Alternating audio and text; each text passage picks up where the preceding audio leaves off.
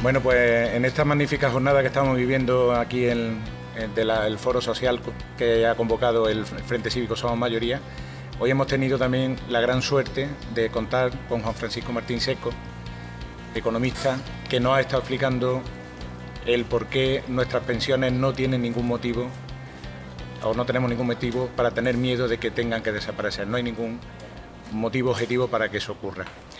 En la hora prácticamente que ha durado la charla nos lo ha explicado de una manera muy sencilla, muy concisa y muy clarita. Os animo a todos los que estáis viendo esta pequeña entrevista a que os metáis en nuestra página web, en frentecívicosomosmayoría.es, donde la colgaremos y que la disfrutéis porque es un método de formación fantástico. Solamente le quería hacer 3 preguntitas a Juan Francisco, que lo tenemos aquí, ha sido tan amable de atendernos, para que de manera más clara o más breve, todavía más de lo que la intentó hacer, nos comentara el por qué, Juan Francisco, nuestras pensiones no deberíamos tener miedo en que corran peligro de desaparecer. ¿Por qué no están engañando en ese sentido? Mira, el principal motivo de engaño es decirnos que las pensiones dependen de cuántos son los que producen en el futuro. O sea, la relación entre los que van a producir y los que son pasivos, las pensiones, pues va a empeorar, lo cual es totalmente cierto. Pero el problema no es cuántos van a producir, sino cuánto va a producir. Imaginémonos que se produce el doble de lo que se produce ahora y que solo produce una persona. Bueno, pues si se produce el doble y la población total no aumenta y es constante, es decir, si la renta per cápita se mantiene, no hay ninguna razón para que los pensionistas no participen en ella. Es más, si la renta per cápita se incrementa, como viene siendo habitual desde hace 50 años y casi pues ha duplicado por 2, pues lo lógico sería que las pensiones no solamente pudiesen actualizarse con el índice de precios, sino que incluso se incrementasen de acuerdo con la productividad, porque lo que importa es la productividad. Es decir, si 3 personas producen lo mismo que 30, pues mire usted, no, ¿qué más da que sean 3? Estamos hablando entonces de aumentar la desigualdad. Claro, porque indudablemente si los pensionistas crecen menos que la renta per cápita, si los asalariados crecen menos sus salarios que la renta per cápita, pues al final lo que sí crece mucho más que la renta per cápita es los beneficios empresariales. Es decir, que en definitiva, si todos los colectivos creciesen igual que la renta per cápita, la distribución de la renta se mantendría equitativamente. Pero claro, si lo que queremos es que los pensionistas crezcan menos y que los salarios crezcan menos, lo que estamos queriendo decir en realidad es que lo que queremos es que el excedente empresarial crezca mucho más.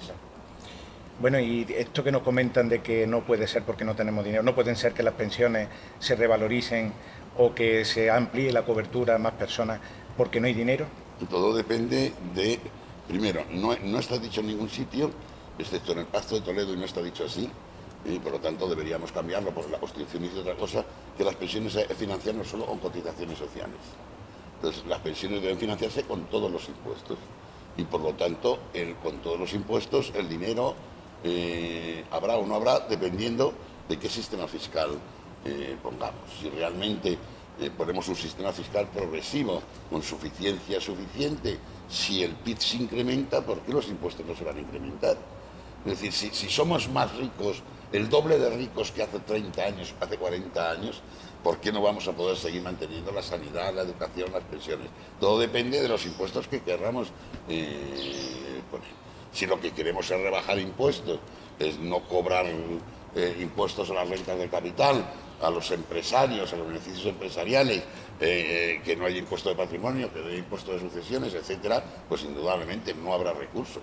El problema no es si hay recursos o no hay recursos. El problema es si queremos gravar impuestos o queremos que se financie con precios y que solo pueda financiar aquellos que sean ricos. Claro. Sin embargo, existe también en la sociedad una sensación, que la comentabas tú ahora en la conferencia, de que no queremos pagar impuestos.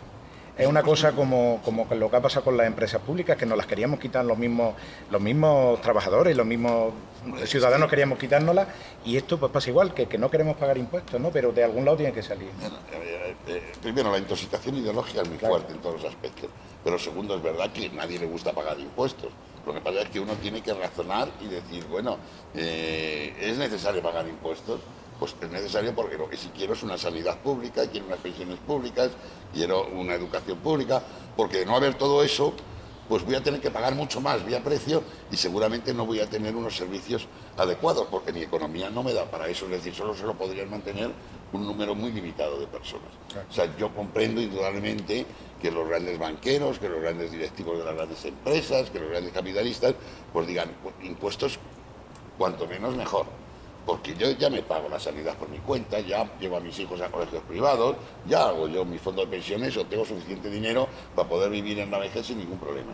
Pero la mayoría de las personas es un absurdo decir que no queremos pagar impuestos, porque realmente es totalmente necesario para tener un mínimo de confort social y de cubrir los problemas que se presentan en la vejez, en la enfermedad o en cualquier otro sitio. Puede venir porque la sensación que tiene el ciudadano es de que el que menos tiene más paga. Sí. Entonces no, puede ser esa la... Sí, pero claro, eso no hay que decir, no hay persona, hay que decir que paguen. Claro, porque si no, eso se convierte en una cierta coartada para muchos. Es decir, no, como después el que menos tiene más paga, primero no es totalmente cierto.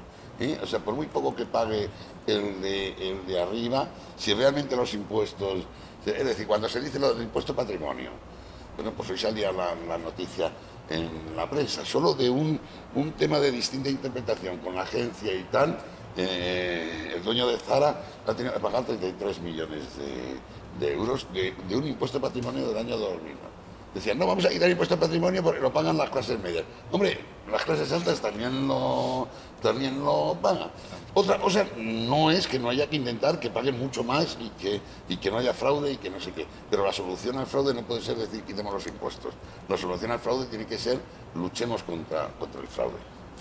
¿Y de qué manera amedrentamos a los que están Yo creo que para los grandes, para el fraude importante, la sanción económica no tiene ningún